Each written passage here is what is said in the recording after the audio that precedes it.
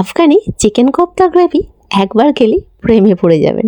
রেস্টুরেন্টকেও হার মানবে Afghani chicken kofta gravy. এতই tasty kofta আগে কখনো খাননি, মুখে দিলেই গলে যাবে। এই কোপ্তা বানানো সবাই বলবে wow, Afghani chicken kofta gravy recipe একদম নরম juicy. Viral Afghani chicken kofta recipe এতই সহজে এত মজাদার, পারফেক্ট কোপ্তা বানানোর সিক্রেট রেসিপি। আর বিশ্বাস হচ্ছে না, স্পেশাল ডিনারেও কিন্তু আপনারা এটা পরিবেশন করতে পারেন।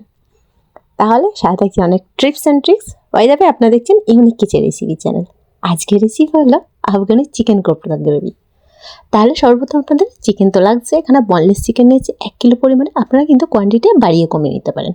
সাথে কিন্তু ধনেপাতা, পেঁয়াজ এবং কাঁচামরিচের পরিমাণটা ওই 3 থেকে 4টা নিয়েছি।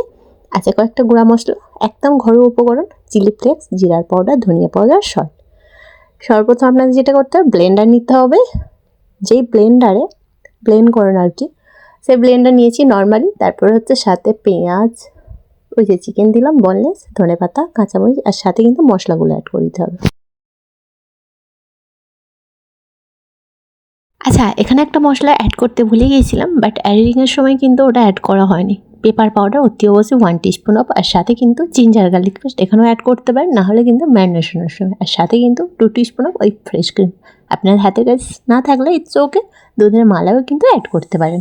আচ্ছা, তারপরে হচ্ছে একটা মিক্সিং বলের মধ্যে অ্যাড করে নিয়েছি। আচ্ছা, এখানে কিন্তু 2 টিস্পুন অফের একটু কম জিঞ্জার গার্লিক পেস্ট অ্যাড করলাম। তারপরে খুব ভালোভাবে চটকে মেশাতে হবে। এরপর হচ্ছে একটা খালি প্লেট নিয়েছি, একটা ছোট বাটির মধ্যে ওই ভেজিটেবল অয়েল নিয়েছি। তারপরে হচ্ছে হাতের তালুতে খুব ভালোভাবে একটু এই যে অ্যাপ্লাই করলাম। আর যে টিকিয়া কিংবা কোফতার যে শেপটা হয় সেরকম দিতে হবে। আপনারা চাইলে একটু বড় বড় সাইজও করতে পারেন, একদম ছোটোটা ভালো লাগে না, স্ট্যান্ডার্ড মিডিয়াম সাইজটাই কিন্তু একদম পারফেক্ট। আমি কিন্তু কোফতার শেপটা ঠিক এরকমই দিলাম, মানে মিডিয়াম সাইজটা, ঠিক আছে। তারপরে সমস্ত ব্যাটার থেকে এই একই রকম ফল কিন্তু আমি বানিয়ে ফেলবো।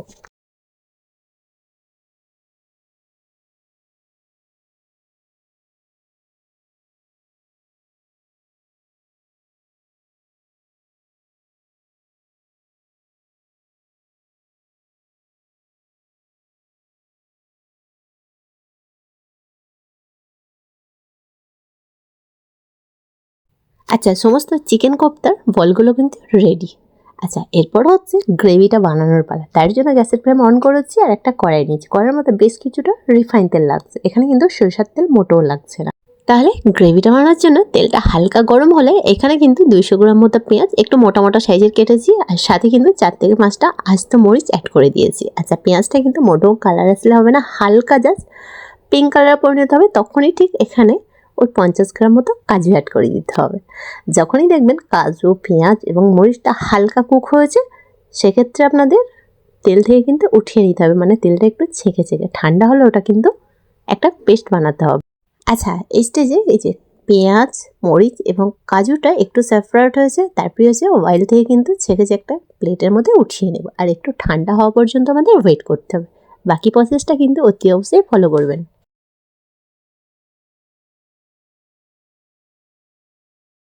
আচ্ছা, এরপর হচ্ছে ওই একই তেলের মধ্যে ওই যে বানিয়ে রাখা চিকেন কোপ্তা বলগুলো কিন্তু ফ্রাই করে দিতে হবে। আর এখানে একটা ছোট টিপস দিই, বলগুলো কিন্তু কালার আসলে হবে না, একদম হোয়াইট হোয়াইট থাকবে, জাস্ট হালকা কিন্তু কুক হবে। অতি অবশ্যই মাথায় রাখতে হবে। আমি কিন্তু 3বারে এই বলগুলো কিন্তু ফ্রাই করেছিলাম। একদম গ্যাদারিং মোটো ফ্রাই করতে যাবেন না, তাহলে কিন্তু একে অপরের সঙ্গে চিপকে যাবে আর ভেঙে যাওয়ার সম্ভাবনা থাকে। সেক্ষেত্রে আমি বলগুলো দেওয়ার পরেই কিন্তু কড়াটা একটু হাতা সমেত নাড়িয়ে নিলাম, যাতে একে অপরে মানে চিপকে না থাকে আর একদম প্রসেসটা একদম ইজিলিভাবে কুক হতে থাকে। আর অতি অবশ্যই কিন্তু গ্যাসের ফ্লেম লো টু মিডিয়াম ফ্লেমেই রাখবেন। আর দেখে নিশ্চয়ই বুঝতে পারছেন আমি পাল্টে দিচ্ছি একদম 2 মিনিটের মধ্যেই। আর একদম হালকা কিন্তু কালার হয়নি, হোয়াইট হোয়াইটই আছে। পাল্টে দেওয়ার পর কিন্তু 2 ধারটা যখনই দেখবো সেম কালার এসেছে, তখনই কিন্তু অয়েল থেকে উঠিয়ে নেব।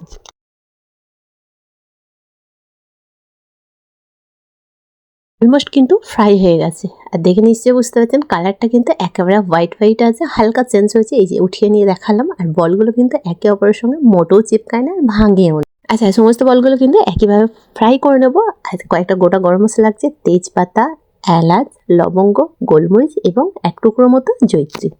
অয়েলের মধ্যে অ্যাড করে দিলাম। যখনই ফ্লেভারটা রিলিজ হবে এখানে কিন্তু 2 টিস্পুনের একটু কম জিঞ্জার গার্লিক পেস্ট অ্যাড করতে হবে। গ্যাসের ফ্লেম অতি অবশ্যই লো টু মিডিয়াম ফ্লেমেই রাখতে হবে। আর এই স্টেজে কিন্তু জিঞ্জার গার্লিক পেস্ট অ্যাড করলে সবার খেতেই হয় একটু তেলটা ছেটকা, সেক্ষেত্রে সাবধানে কিন্তু একটু মানে থাকবেন আর কি।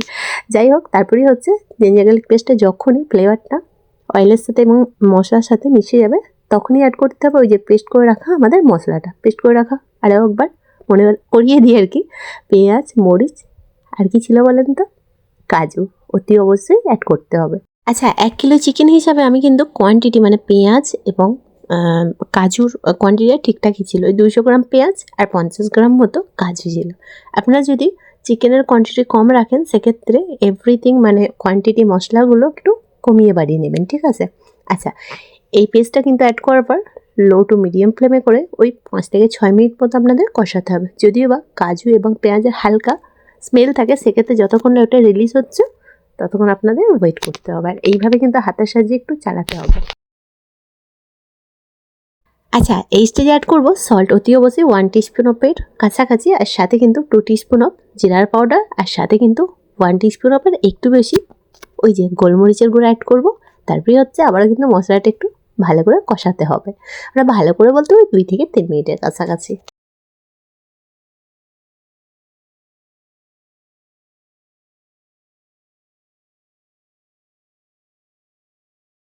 আচ্ছা, মশলাটা অলমোস্ট আমার কষানো হয়ে গেছে। আর এখানে কিন্তু 150 গ্রামের কাছাকাছি টক দই খুব ভালোভাবে ফাটিয়ে রেখেছিলাম, এটা কিন্তু অ্যাড করে দিলাম। আর এই স্টেজে গ্যাসের ফ্লেম একেবারেই লো ফ্লেমেই রাখতে হবে। হাই ফ্লেমে করলে কিন্তু টক দইটা কেটে যাওয়ার সম্ভাবনা থাকে, মানে ফেটে যাওয়ার। সেক্ষেত্রে একদম লো ফ্লেমে করে হাতের সাহায্যে এইভাবে কিন্তু চালিয়ে যেতে হবে যতক্ষণ না মশলার সাথে টক দইটা একেবারে মিশে যাচ্ছে। আচ্ছা, গ্রেভিটা কিন্তু একেবারে ফাইনাল স্টেজে, আর কিন্তু খুব একটা কষানোর দরকার নেই। এরপর হচ্ছে ওই ভেজে রাখা চিকেন বলগুলো অ্যাড করে দিলাম। আর এই স্টেজে কিন্তু হাতার সাহায্যে একটু আলতো হাতে কিন্তু মেশাতে হবে। আবার একদম হালকাভাবে কুক করা হচ্ছে সেক্ষেত্রে আপনাদের আলতো হাতে মেশানোটাই বেটার হবে আর কি। যাই হোক, এটা কিন্তু গ্রেভির সাথে মিশতে খুব তাড়াতাড়ি কিন্তু অ্যাবসর্ব হয়ে যাবে একে অপরের সাথে। সেক্ষেত্রে খুব ভালোভাবে যাতে মশলার সাথে বলগুলোও কিন্তু একদম মিশে যায়, গায়ে গায়ে লেগে থাকে, সেক্ষেত্রে খুব ভালোভাবে কিন্তু হাতার সাহায্যে মিশাতে হবে। গ্যাসের ফ্লেম লো টু মিডিয়াম ফ্লেমই করবেন, একেবারে লো ফ্লেমে করলে হবে না। যাই হোক, যখনই দেখবেন অয়েলটা একেবারে ওপরে উঠে এসেছে ঠিক তখনই বুঝবেন আর কিন্তু কষানোর কোনো রকম প্রয়োজন নাই। সেক্ষেত্রে 1 গ্লাস পরিমাণে পানি অ্যাড করে দেবো আর খুব ভালোভাবে কিন্তু মিশিয়ে নেব। তারপর কি আর কোনো কাজ বাকি নাই, কিন্তু ফাইনাল একটা ইনগ্রিডিয়েন্টস বাকি আছে, সেটা কিন্তু এখন না। যাই হোক, ভালো করে মেশানোর পর ঢাকাটা অফ করেও ওই 6 থেকে 7 মিনিটের কাছাকাছি ওয়েট করতে হবে। যদিও বা চিকেনটাও ফ্রাই এবং গ্রেভিটা অলমোস্ট আমাদের কুক হয়েছে, সেক্ষেত্রে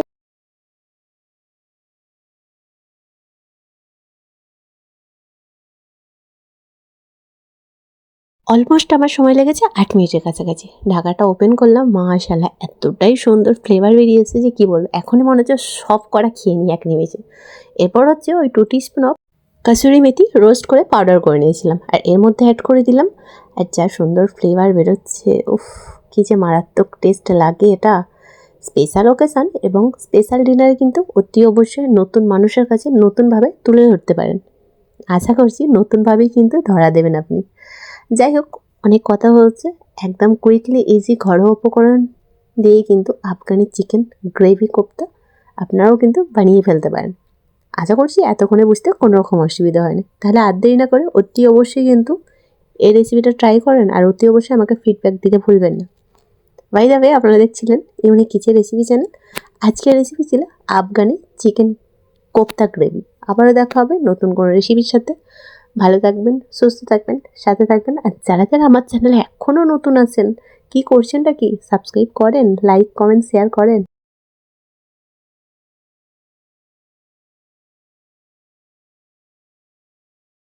যাই হোক, আপনার লোভ সামলান, আমি কিন্তু ফ্যামিলি মেম্বারকে ডাকি এবং পরিবেশন করি। যাই হোক, সার্ভিং বলে ফার্স্ট অফ অল পরিবেশন করে নিলাম। মনে হচ্ছে তো জিভে জল আটকাতে পারছে না। আপনারা চলে আসেন। আর অত কষ্ট করবেন কেন, ইজিলি রেসিপি আপনারা বাড়িতে ট্রাই করেন অতি অবশ্যই। টেস্ট মানে মারাত্মক টেস্ট হবে। যাই হোক, গার্নিশিং করবো ধনেপাতার সাহায্যে। আবারও দেখা হচ্ছে কিন্তু নতুন রেসিপির সাথে। আজকের মতো এখানে ইনাফ।